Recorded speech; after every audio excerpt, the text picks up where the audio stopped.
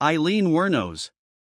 If you hear this name for the first time, it definitely won't catch your attention. But if you know the details of her life, you'll find yourself saying, how could a person end up like this? Eileen, who was known as the Coffee Killer, has a story like a dark, dramatic film.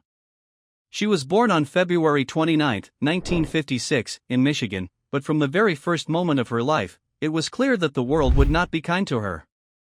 Eileen Wuornos was born into a fundamentally broken family. Her father, Lauderdale Wuornos, had a dark history with the law.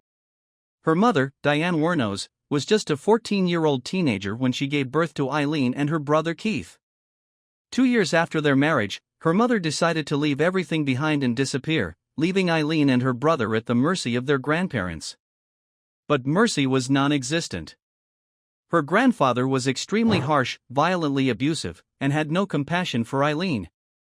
Her grandmother was no different.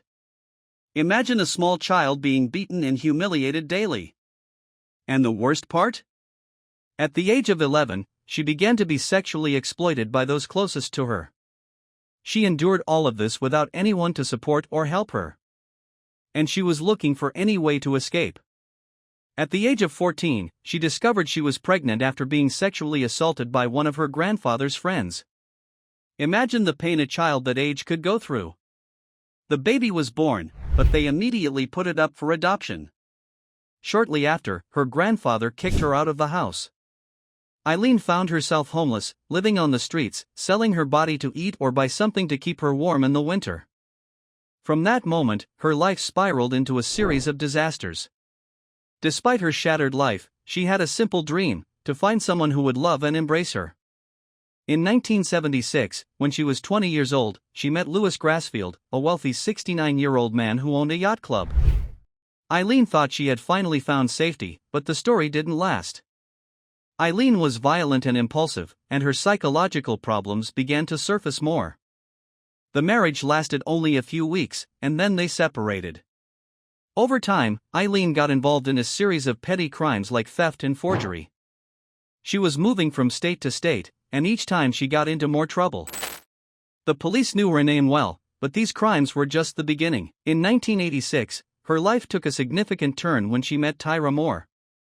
Tyra was a quiet young woman with an innocent appearance, and she was looking for someone to share an apartment with to split the rent. However, her love and compassion for Eileen plunged the whole story deeper into darkness.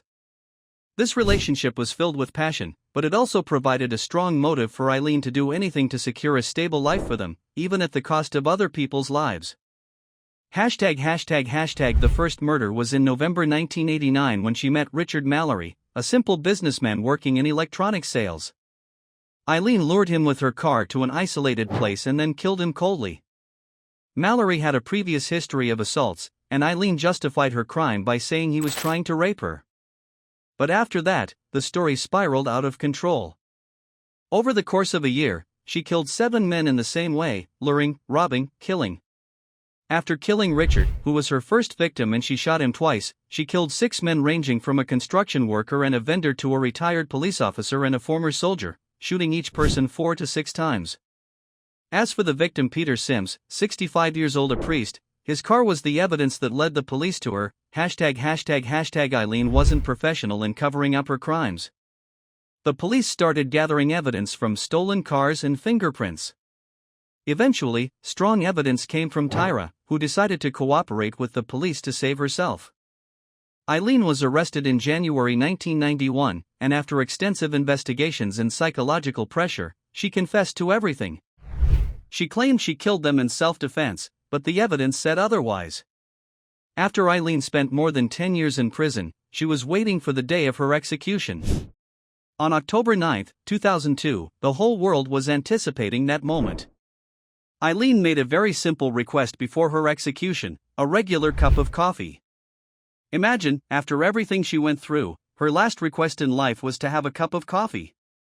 After she drank the coffee, and before the lethal injection was administered, she said her last sentence that left everyone frozen in place: "I'll be back soon, and next Christmas, you'll find me back with you." It was as if she were bidding farewell to the world that rejected and hurt her in her own way, with a tone full of anger, pain, and madness.